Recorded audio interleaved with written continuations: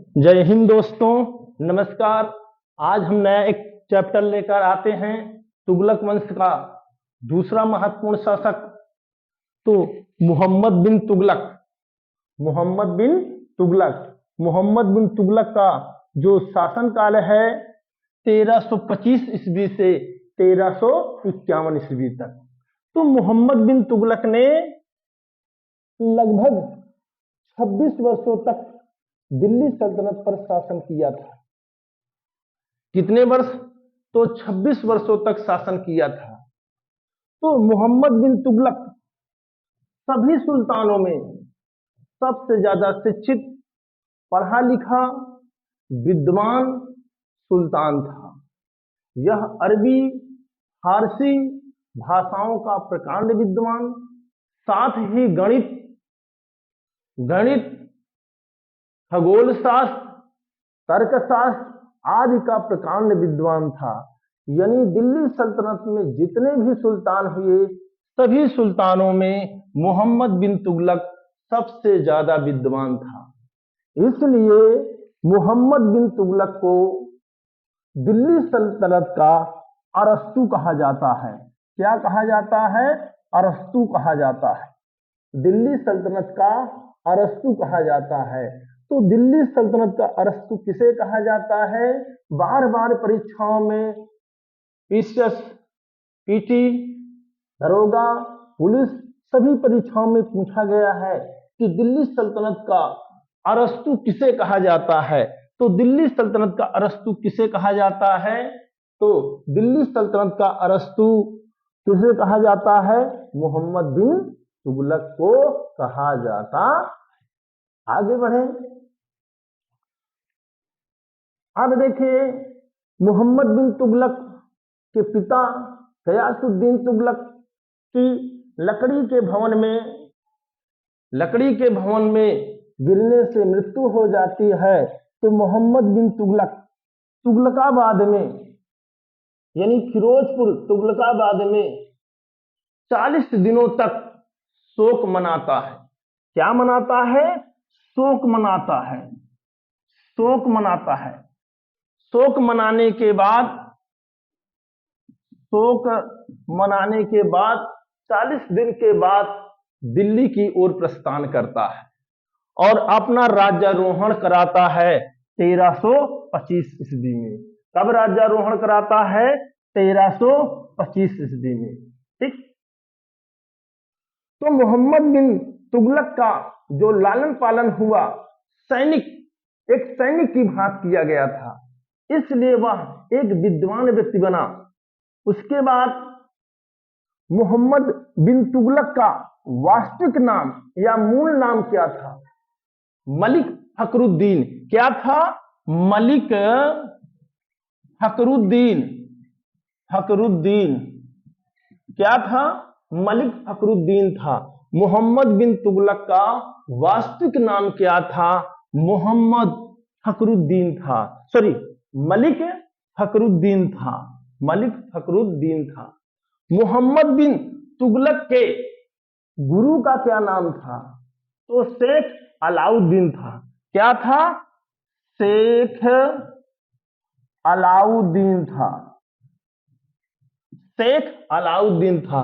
मोहम्मद बिन तुगलक के गुरु का क्या नाम था? शेख अलाउद्दीन था। क्लियर है? आगे बढ़े। अब इसने उपाधि कौन सी धारण किया था? कौन सी उपाधि धारण किया था? तो उपाधि धारण किया था अमीर उल मोमिनीन की उपाधि धारण किया था। कौन सी उपाधि धारण किया था? अमीर उल मोमिनीन की उपाधि धारण करके दिल्ली के सिंहासन पर बैठा था। चलिए, मोहम्मद बिन तुगलक हिंदुओं के त्योहार दीपावली को मनाने वाला दिल्ली सल्तनत का प्रथम सुल्तान था। यानी मोहम्मद बिन तुगलक जो था हिंदुओं के त्योहार दीपावली को मनाता था। आगे बढ़े। मोहम्मद बिन तुगलक के समय में दिल्ली सल्तनत में प्रांतों की संख्या कितनी थी? तो प्रांतों की संख्या कितनी थी? प्रांतों की संख्या बढ़कर के कितनी थी? 23 प्रांत थे। कितने प्रांत? 23 प्रांत थे। कितने प्रांत? 23 प्रांत थे। और 23 प्रांत में जम्मू कश्मीर और आधुनिक बलूचिस्तान को छोड़ करके संपूर्ण साम्राज्य दिल्ली सल्तनत के अधीन आता था। यानी बड़ा विशाल साम्राज्य था मोहम्मद बिन तुगलक के शासनकाल में।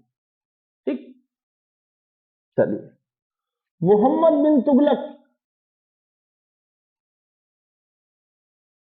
के समय में कुल कितने विद्रोह हुए थे? तो कितने विद्रोह हुए थे?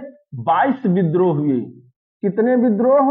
22 विद्रोह हुए थे। और सबसे ज्यादा विद्रोह कहां हुए थे? तो सबसे ज्यादा विद्रोह कहां हुआ था? दक्षिण भारत में हुआ था। कहां हुआ था? दक्षिण भारत में। कहां हुआ था? दक्षिण भारत में। तो दक्षिण भारत में सबसे ज्यादा विद्रोह हुआ था। मोहम्मद बिन तुगलक के समय में सबसे ज्यादा विद्रोह कहां हुआ था? तो दक्षिण भारत में हुआ।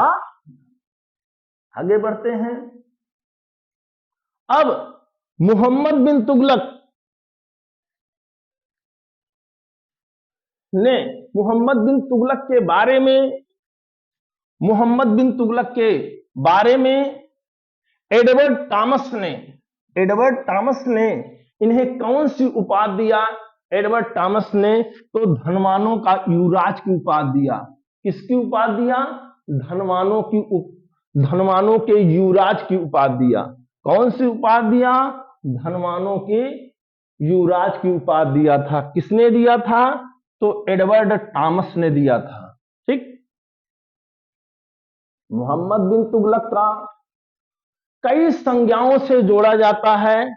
उसका नाम कई संज्ञाओं से जोड़ा जाता है, जैसे अंतर विरोधी का विस्मयकारी मिश्रण। क्या? अंतर विरोधी का विस्मयकारी मिश्रण। और क्या?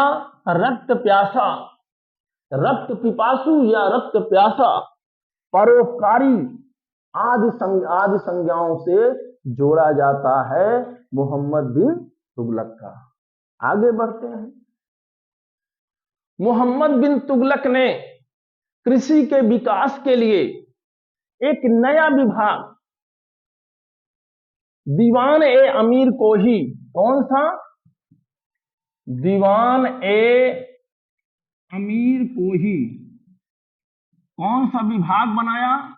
दीवान ए अमीर को ही विभाग की स्थापना किया। किस विभाग की स्थापना किया? दीवान ए अमीर को ही विभाग की स्थापना किया। कौन सा विभाग की स्थापना किया? दीवान ए अमीर को ही विभाग की स्थापना किया। ठीक, आगे देखते हैं। तो कृषि के विकास के लिए दीवान ए अमीर को ही विभाग की स्थापना मोहम्मद बिन तुगलक ने किया था। इसके पिता गयासुद्दीन तुगलक ने किस विभाग की स्थापना किया था? तो दीवान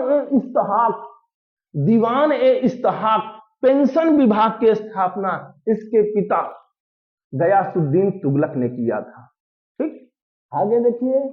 इसने किसानों को कुएं खोदने के लिए, बीज के लिए तथा हल के लिए तकावी ऋण प्रदान किया। कौन सा ऋण प्रदान किया? तकावी ऋण प्रदान किया, जिसे सोनधर कहा जाता है। क्या कहा जाता है? सोनधर कहा जाता है। क्या कहा जाता है? सोनधर। मोहम्मद बिन तुगलक ने किसानों को कुएं खोदने के लिए, बीज के लिए तथा हल खरीदने के लिए तकावी ऋण या तकावी ऋण या सोनधर प्रदान किया। चलिए, मोहम्मद बिन तुगलक ने कौन सा सिक्का चलवाया? तो 200 ग्रेन का चांदी का, 200 ग्रेन का सोने का सिक्का। कौन? सोने का सिक्का, सोने का सिक्का। दिनार का प्रचलन करवाया। किसका प्रचलन करवाया? दिनार, दिनार का प्रचलन करवाया। मोहम्मद बिन तुगलक ने 200 ग्रेन सोने का सिक्का दिनार का प्रचलन करवाया और सिक्के में उसने अल सुल्तान जिल्ले इलाही, अल सुल्तान जिल्ले अल्लाह क्या लिखवाया? अल सुल्तान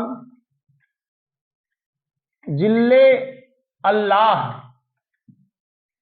अल्लाह का जिल्ले अल्लाह लिखवाया अपने सिक्के पर, जिसका अर्थ होता है सुल्तान ईश्वर की छाया है और सुल्तान, सुल्तान ईश्वर की छाया है।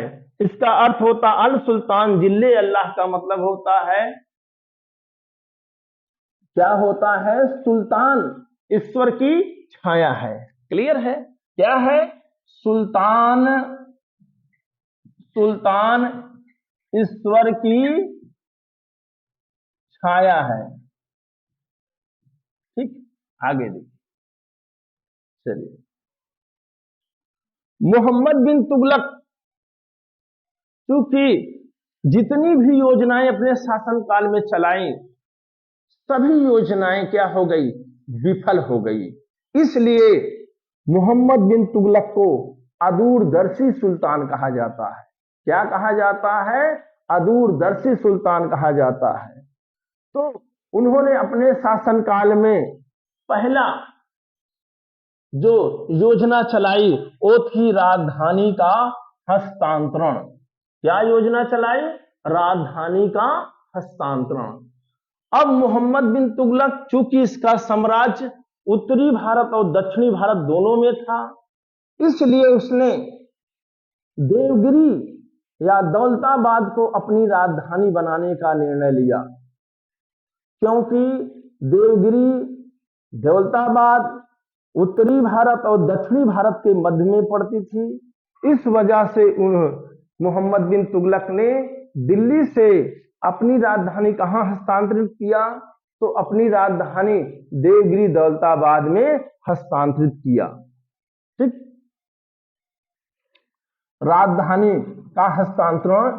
और यहां तक कहा जाता है, इब्न बतूता कहता है कि लूले लंगड़े को भी दिल्ली से दौलताबाद ले गया, और बर्नी कहता है कि कुत्ते बिल्ली को भी कहां ले गया? दिल्ली से दौलताबाद ले गया। कब ले गया?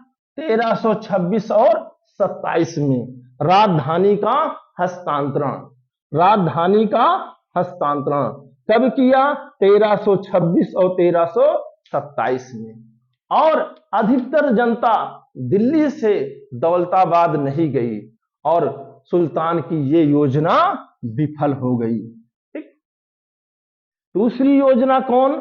दोआब में कर की वृद्धि, दोआब में कर की वृद्धि। तो सुल्तान ने दोआब क्षेत्रों में जो उपजाऊ क्षेत्र था वहां पर कर या टैक्स की दर 10 से 20 गुना बढ़ा दिया। परंतु जब टैक्स बढ़ाया तो दोआब क्षेत्र में भयानक अकाल पड़ गया था। क्या पड़ गया? भयानक अकाल पड़ गया और जनता टैक्स अदा करने में नाकामयाब रही और सुल्तान के खिलाफ हो गई, और मोहम्मद बिन तुगलक की ये योजना भी विफल हो गई। दोआब में कर की वृद्धि तो कब हुई थी? 1325 ईस्वी में। दोआब में कर की वृद्धि कब की गई सुल्तान द्वारा? तो 1325 ईस्वी में। अगला कौन सी योजना है मोहम्मद बिन तुगलक की? तो सांकेतिक मुद्रा का प्रचलन, सांकेतिक मुद्रा का प्रचलन।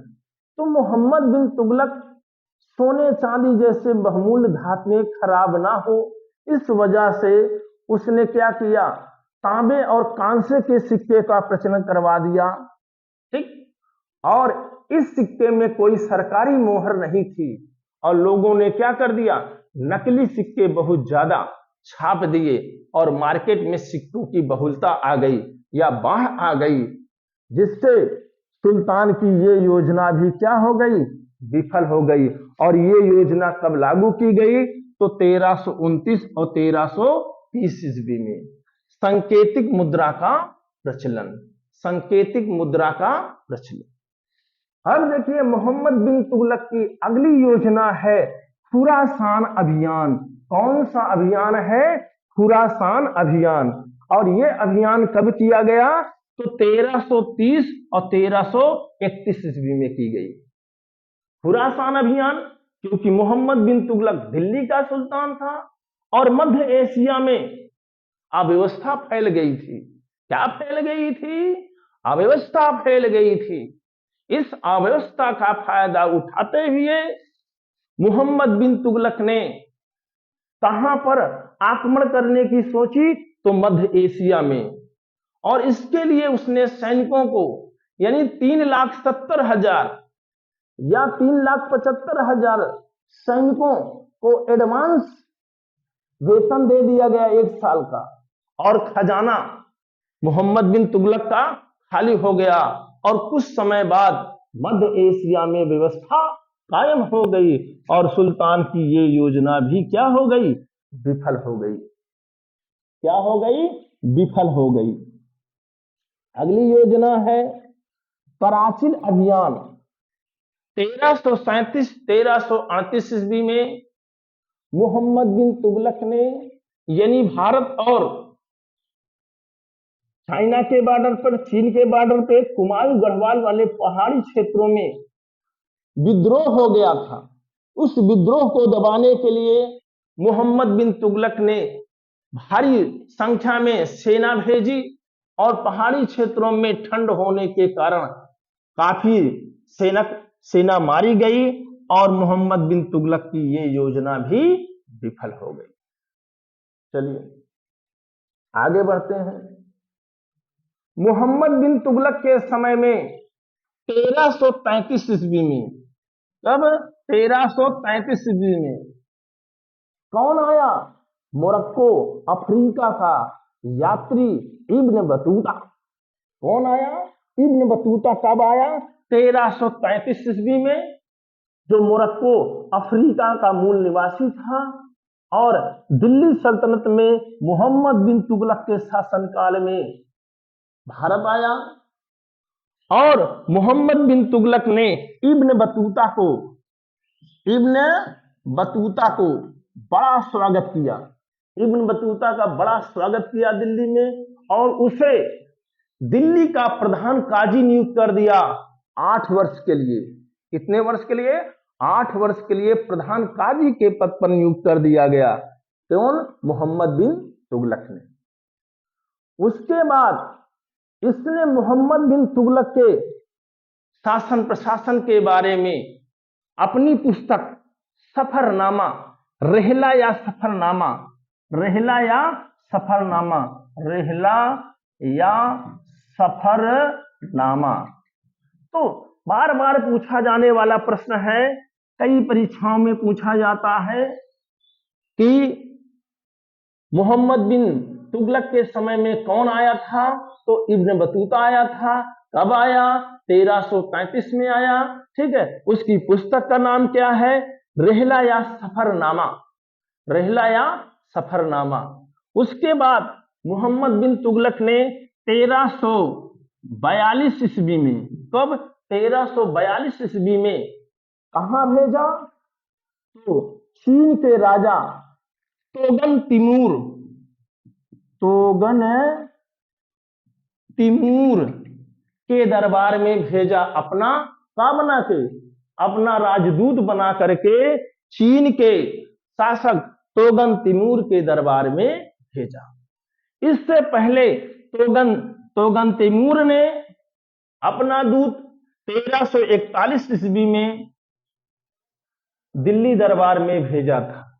ठीक, आगे मोहम्मद बिन तुगलक के अंतिम समय में संपूर्ण दक्षिण भारत स्वतंत्र हो गया और 3 राज्य अस्तित्व में आए, विजयनगर साम्राज्य, बहमनी साम्राज्य और मदुरई साम्राज्य का उदय हुआ। क्लियर है? तो आज के लिए बस इतना ही। जय हिंद, जय भारत, सत श्री अकाल, जय महाकाल, अस्सलामुअलैकुम सलाम, सबको करते हैं प्रणाम।